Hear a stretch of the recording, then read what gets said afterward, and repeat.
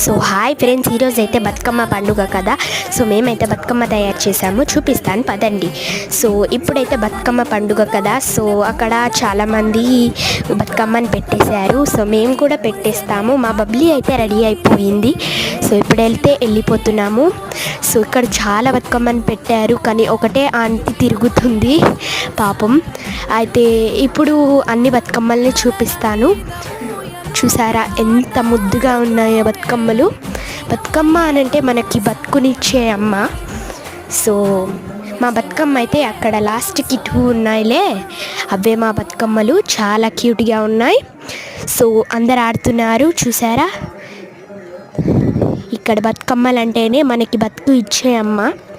మనం రెస్పెక్ట్ అయితే ఇవ్వాలి, మన అమ్మకే కదా ఇచ్చేది రెస్పెక్ట్. సో ఇదిగా బాయ్, మరి ఎంజాయ్ చేసేయండి.